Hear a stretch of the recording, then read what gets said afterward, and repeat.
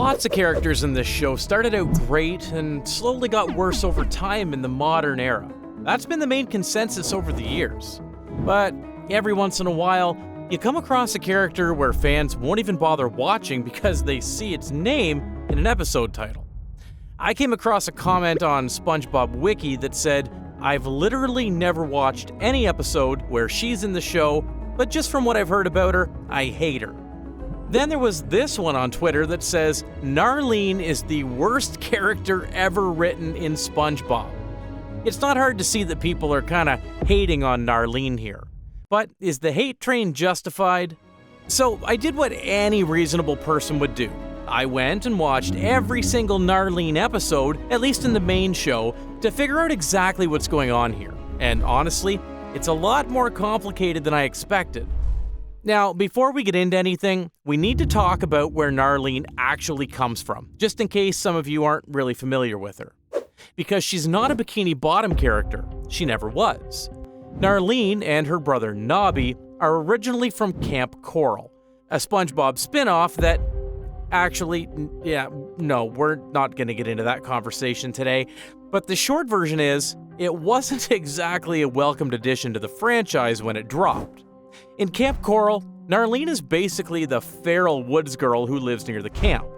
They are the forest dwellers. They barter instead of using money, they cause chaos, and her feet are basically her solution to everything for whatever reason.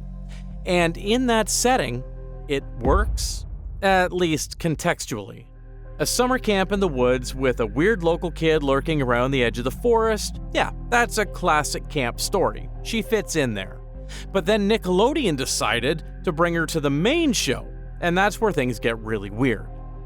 Her debut in the main show is in the episode called Something Narwhal This Way Comes. The episode starts with SpongeBob waking up in the middle of the night because Narlene and Nobby invade his home. There's no explanation of why two woodland narwhals are suddenly in the middle of Bikini Bottom. They're just there.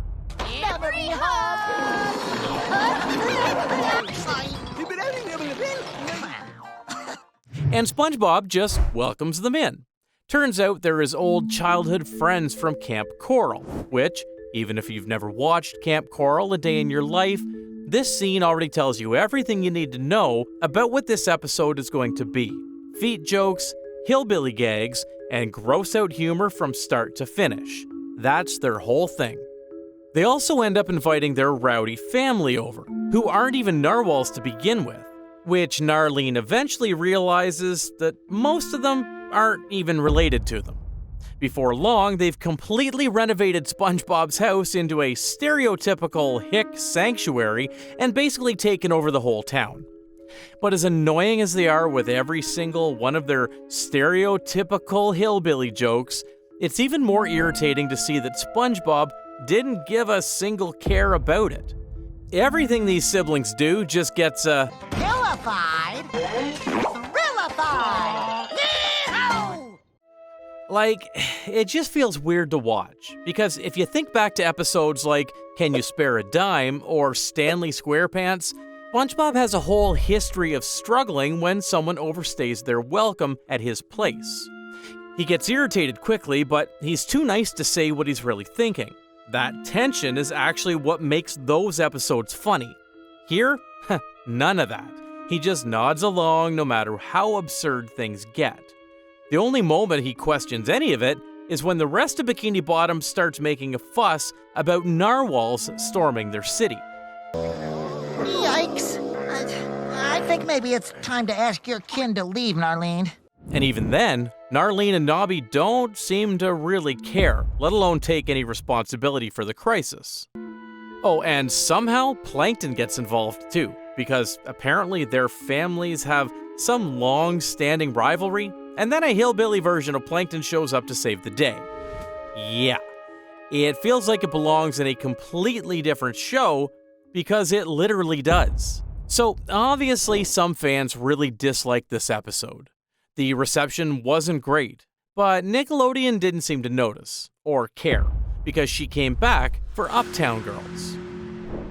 One day, both Narlene and Nobby show up randomly again at the Krusty Krab, and since they're in the city, Narlene wants SpongeBob to show them around Bikini Bottom. But SpongeBob can't. He's working. So Pearl steps up and offers to take Narlene to the mall instead. And honestly, on paper, that sounds like a pretty decent episode. Pearl doesn't get nearly enough spotlight in the modern show, so any episode that puts her front and center, it should be a win. The rest of the episode is basically Pearl trying to introduce Narlene to fashion and beauty culture at a shopping mall called Uptown. And Narlene, being the hillbilly stereotype that she is, struggles with pretty much everything modern society has to offer. That's the whole plot. Now look, a fish out of water kind of story can work. The awkward culture clash, the funny misunderstandings, all that stuff. However, instead of just having awkwardly funny conversations for everything that Pearl introduces, we get, you guessed it, more feet jokes. Well, if the shoe fits.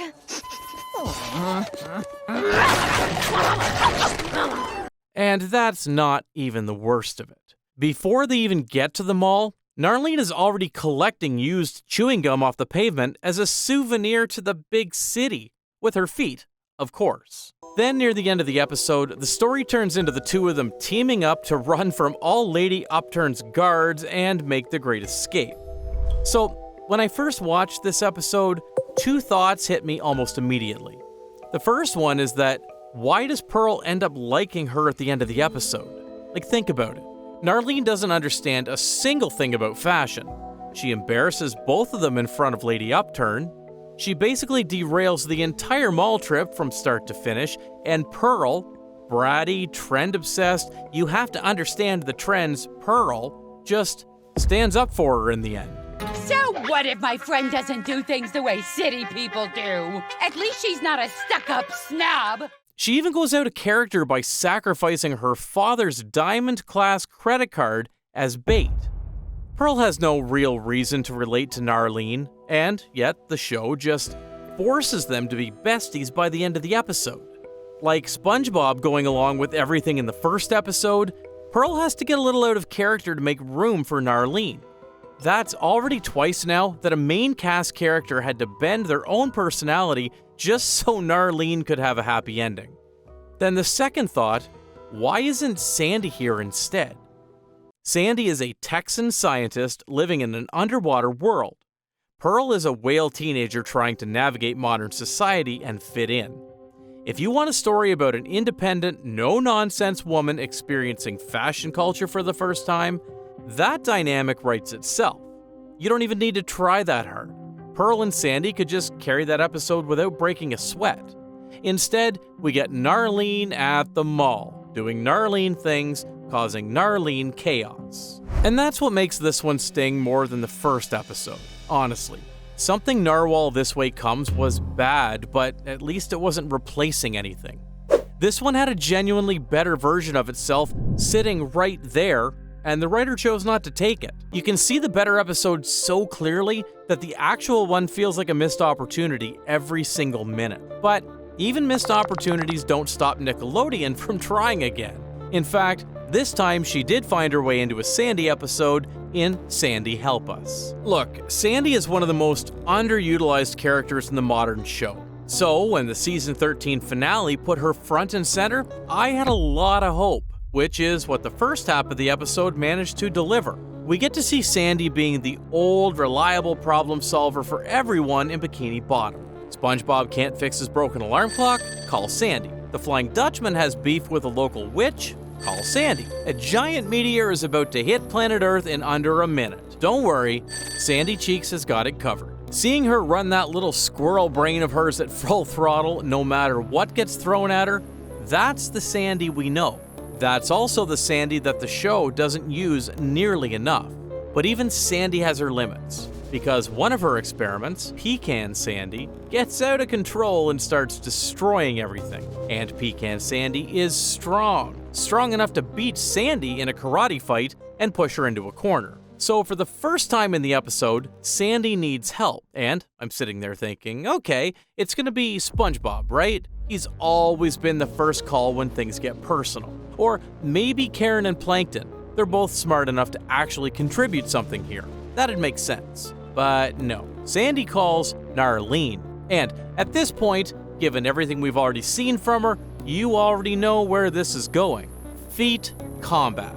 Front and center again. But honestly, that's not even the most baffling part of this episode, because after all the feet wrestling, Narlene goes over to Pecan Sandy and just asks her what's wrong. And Pecan Sandy says she doesn't like being ordered around. So, Narlene's solution? We gotta let her loose to live her own life. Like, what? Forgive me, but that is one of the most absurd plot resolutions I've ever seen. This is a squirrel who once wrestled the Alaskan bullworm out of spite because he took her tail. This is the same Sandy who had her own Kill Bill arc just to save her friend from a condominium scam. She is a scientist who probably knows more about underwater ecology than everyone else in this entire show. And now she's releasing a sentient pecan on steroids into the city. Sandy has no reason to like Narlene in this episode. She has even less reason to agree with her, but here she is anyway, just going along with it. Being dumb for Narlene's sake, just like SpongeBob and Pearl did. And look, at this point, you'd think Nickelodeon would have gotten the message. 3 episodes in, the reception wasn't exactly glowing. But wouldn't you know it, she came back anyway, for a 4th frickin' time in season 14's In the Mood for Feud. The episode starts with SpongeBob finding a message from Nobby saying that he, Patrick, Sandy, and definitely not Squidward, are invited to Bikini Holler for the annual Bumble Jelly Harvest, which means this time the main cast is going to Narlene's turf for once, which already sounds more promising than her just randomly showing up in Bikini Bottom again. And to be fair, the setup is kind of fresh. A hillbilly family feud between the Narwhals and the Planktons over ownership of the Bumble Jelly fields? That could have been something. But then the episode does something that kind of kills whatever goodwill it built up. After spending the whole episode watching both families wage stupid war on each other, throwing shoes, tater tots, the whole thing, we find out at the end that the feud was just part of the festival. They do this every year for fun. What happens now? The annual post-feud party. Annual? So all of that build-up, the generations of rivalry, the escalating conflict, it meant nothing. It was just an excuse to have Narlene and her family cause chaos for 20 minutes and walk away without any real consequence again. And yes, the feet humor is back to every single time. No matter what the episode is about, no matter where it's set, the Narwhal feet jokes will find their way into it somehow. So now we've sat through 4 Narlene episodes in the main show. And if you've been paying attention, the pattern isn't difficult to see. She shows up out of nowhere, causes chaos, then the main cast get a little dumber to make room for her. Nobody faces any real consequences, and then she leaves, until the next time Nickelodeon decides to bring her back. Unlike the previous 3 episodes, this last one had a somewhat fresh premise, and yet it still ended up in the exact same place. That's why I think, maybe, the problem was never really the concept around her. The problem is just her, and what the show refuses to do with her every single time she shows up. Because to be fair, there is one exception worth mentioning. I'm not making this video to tell you whether Narlene is a good or a bad character. That's up to you to decide. Because my honest answer to that question is, it depends on where you put her. Which brings me to Creepaway Camp, a season 14 Halloween special where the main cast goes back to Camp Coral for a reunion and gets stalked by a mysterious figure in the woods. And fans, even the ones who can't stand Narlene, had to admit this was the one time she had a decent role. And if you look at why it works, the answer is pretty simple. The main cast went to her world again this time, and she's not the center of attention. She gets captured early and becomes part of the ensemble just like everyone else. No feet combat saving the day, and no main character gets out of character to make room for her. She just exists as a gear to keep the plot moving forward. And somehow, that's all it took. Now, I want to be clear. I'm not here to tell you Camp Coral is a good show. That's a whole separate conversation. But even if you take Camp Coral completely out of the picture, I think the point still stands. Creepaway Camp somehow works for her because at least the setting justifies her presence. Meanwhile, the main show episodes don't fit her because nothing about Bikini Bottom was ever built for a character like her, which I think is the real problem here. Nickelodeon kept making the same decision 4 times to drag a Camp Coral character into a completely different show with different audience expectations, and every single time, the result was the same. It's like taking a joke that works in one context and repeating it somewhere it doesn't belong. The first time, people are confused. The second time, they're annoyed.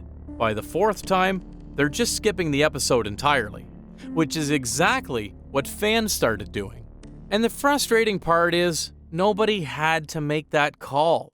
The main show has no shortage of underutilized characters who deserve more screen time. Sandy, Pearl, even characters like Mrs. Puff who barely show up in modern episodes anymore.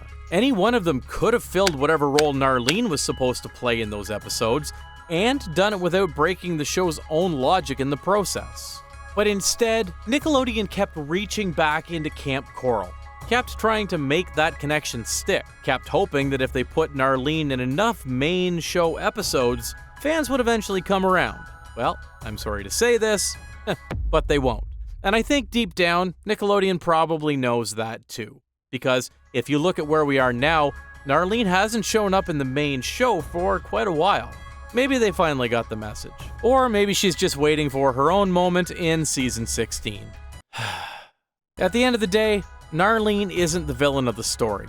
She has her own place in Camp Coral and somehow got pulled into a completely different world over and over again. And honestly, it's a decision-making problem on Nickelodeon's side. It makes you wonder how many other things in the show exist, not because they think it's good, but just because someone upstairs needed them to exist. Which, if you've watched our video on why the Krusty Krab should have been shut down a long time ago, you already know that feeling very well. And if you don't, make sure you watch that next so you're not missing out. As always, I'll see you on the next dive.